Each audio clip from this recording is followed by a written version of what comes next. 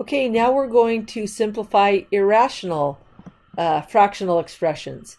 So the key here is to simplify these radicals as much as you can before you have to multiply, before you have to rationalize the denominator. So 27 can be broken down to, so let's go ahead. 27 is the same thing as 3 times 9. And 15 is the same thing as 3 times 5. So we technically could actually rewrite this as square root of 3 times the square root of 9, and the square root of 3 times the square root of 5, and then look what happens. Very, very cool. Those root 3's cancel, and now you just have to ask yourself, what's the square root of 9? Well, that's 3.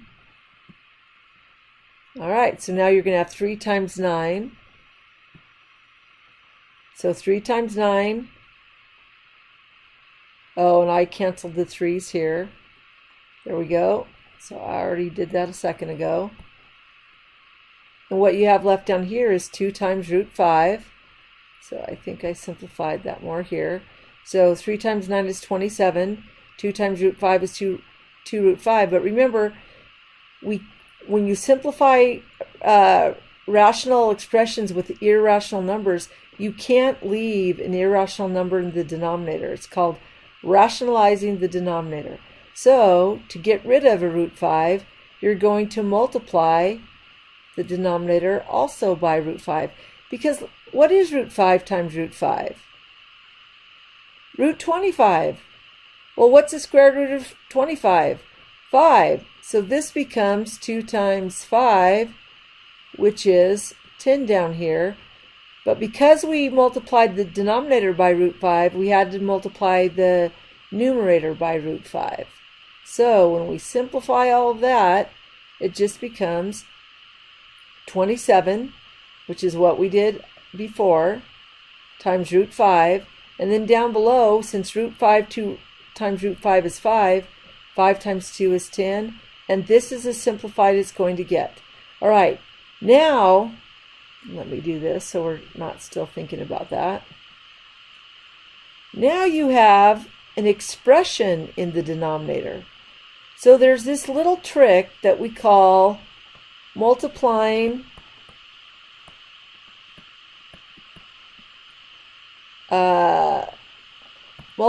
by the conjugate.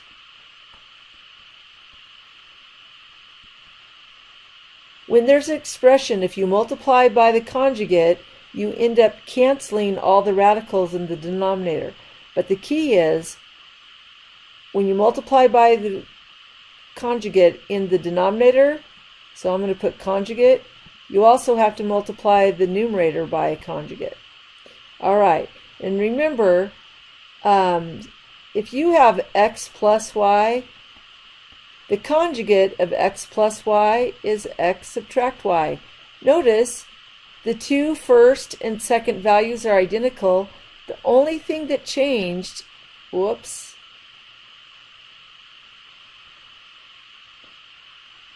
the operator signs. And when you multiply this, you end up with x squared minus y squared. So that's what happens multiplying by the conjugate. You don't have the middle terms. So let's see what we have. So the only thing I'm going to change when I multiply by the conjugate is the operator sign. So -5, 4 root 10, 4 root 10, but now I have a subtract instead of an add, and a plus sign, and I'm going to multiply the numerator.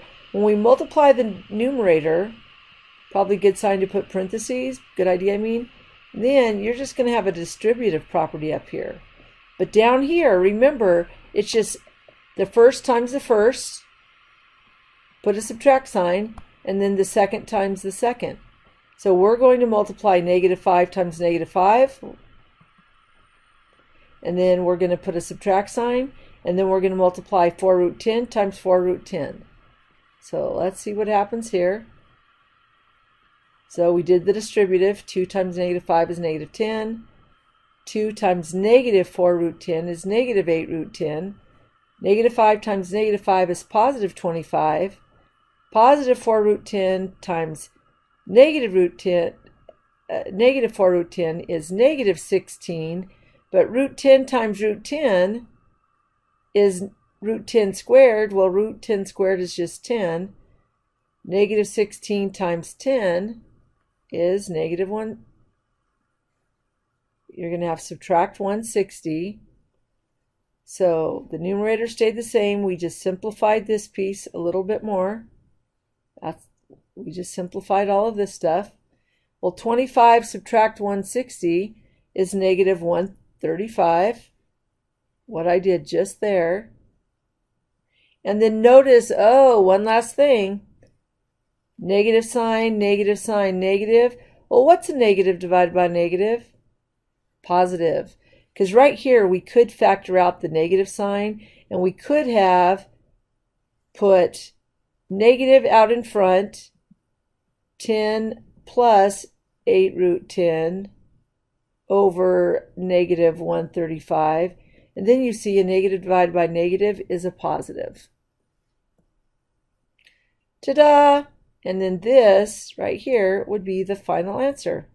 All right, so simplifying rational expressions with irrational numbers.